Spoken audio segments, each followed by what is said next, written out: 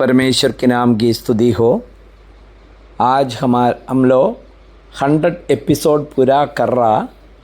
पिछले दिनों में आप लोग इस संदेश को सुने, आप लोगों का प्रोत्साहन के लिए धन्यवाद करते हैं। मेरा एक ही उद्देश्य है, आप लोग प्रभु का वचन को सुने, आत्मिक उन्नति पाए।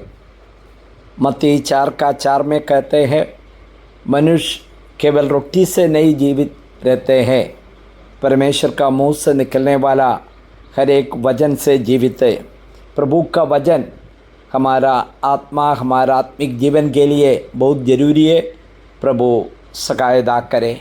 आगे भी सेवकाई को आप लोग प्रार्थना में याद रखें। आज का मनन के लिए पहला कुरिन्थियों इसका 11वां अध्याय 6 से 10 तक पदों में प्रभु की आत्मा हमसे क्या बातें करते हम लोग देखेंगे। इन पदों में प्रेरित पौलुस कलीसिया में प्रार्थना और भविष्यवाणी करने समय स्त्री पुरुष की मर्यादा और सृष्टि के क्रम को समझाते हैं। पौलुस के अनुसार स्त्री का सिर न ढकना अनादर है, क्योंकि पुरुष परमेश्वर की महिमा और स्त्री पुरुष की महिमा है। साथ ही स्त्री पुरुष से और पुरुष के लिए रची गई है। 5 और 6 पदों में हम लोग इसी प्रकार पढ़ते हैं, परंतु जो स्त्री उखाड़े सिर प्रार्थना या भविष्यवाणी करती है, वह अपने सिर का अपमान करती है, क्योंकि वह मुंडी होने का बराबर है। यदि स्त्री ओढ़नी ना ओढ़े तो बाल भी काटा ले। यदि स्त्री के लिए बाल काटना या मुड़ाना लज्जा की बात है तो ओढ़नी ओढ़े। यहाँ पर 5 और 6 पदों में कुछ लज्जा का बात पौलुस कहता है। यदि कोई स्त्री प्रार्थना या भविष्यवाणी करते समय सिर ना ढके तो उसके बाल कट जाना या मुड़ जाना बुरी बात है, इसलिए उसे सिर ढकना चाहिए। ये प्रभु का वचन में दिया हुआ एक नियम है और बिना सवाल करते हुए आज्ञाकारी होना यही प्रभु चाहते हैं। कई जगह में हम देखते हैं बहुत भक्ति का जीवन बिताने वाला औरत लोग फिर प्रार्थना का समय में जो सिर ढकता नहीं है, उन लोग कई एक्सप्लेनेशन उसको कहते हैं। हमें कोई एक्सप्लेनेशन सुनना कहने का ज़रूरत नहीं है। प्रभु ने वो नियम दिया है तो हमें पालन करना चाहिए।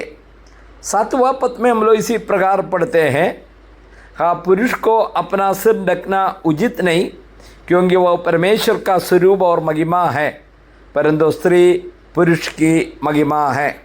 यहाँ पर प्रेरित पौलुस ने सृष्टि का एक क्रम के बारे में जो बताता है।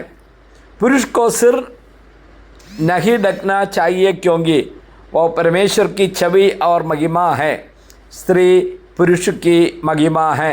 यही क्रम परमेश्वर ने बनाया है। तो प्रभु से प्रेम करने वाला, यीशु मसीह को उद्धारकर्ता और प्रभु के रूप में स्वीकार किया हुआ लोग बिना सवाल करते हुए प्रभु का इस संदेश को अंगीकार करना है।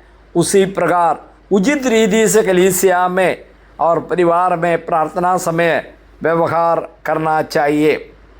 8 और 9 पदों में इसी प्रकार हम लोग पढ़ते हैं, क्योंकि पुरुष स्त्री से नहीं हुआ, परंतु स्त्री पुरुष से हुई, और पुरुष स्त्री के लिए नहीं सृजा गया, परंतु स्त्री पुरुष के लिए सृजी गई है। यहाँ पर 8 और 9 पदों में उत्पत्ति का एक क्रम के बारे में पौलुस बताता है। पुरुष स्त्री से नहीं, बल्कि स्त्री पुरुष से बनी है, आदम की पसली से। और पुरुष स्त्री के लिए नहीं, बल्कि स्त्री पुरुष के लिए बनाई गई है। ये परमेश्वर का क्रम में परमेश्वर हमसे भी काफ़ी बुद्धिमान और ज्ञानी है, इसलिए इस परमेश्वर का क्रम को हम अंगीकार करना जरूरी है। सो परमेश्वर ने जिस क्रम रखा है उसके अनुसार हमारा भी मसीह जीवन बिताने के लिए पुरुष और स्त्री जिसको जो परमेश्वर ने दिया हुआ क्रम में पालन करने में प्रभु सहायता करे।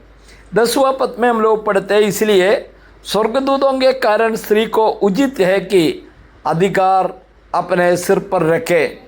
यहाँ बार पौलुस ने 10वां पद में बताता है, 10वां पद में अधिकार का चिन्ह के रूप में, इसी कारण स्त्री को अपना सिर पर अधिकार जो आज्ञाकारिता और सिद्ध रखने का चिन्ह रखना चाहिए।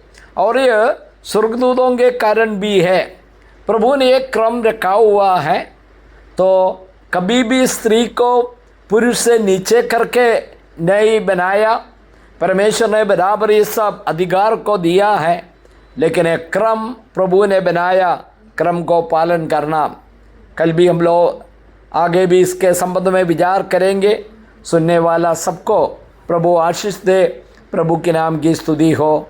आमीन। स्वर्गीय पिता, आज का संदेश वचन का आज्ञाकारी होकर प्रभु जी बिना सवाल करते हुए प्रभु का वचन पालन करने में और कलीसिया में, परिवार में, प्रार्थना का समय, आराधना का समय उचित रीति से क्रम के अनुसार परमेश्वर को महिमा करते हुए जीवन बिताने में हमें सहायता कर। प्रभु के नाम की स्तुति हो। आमीन।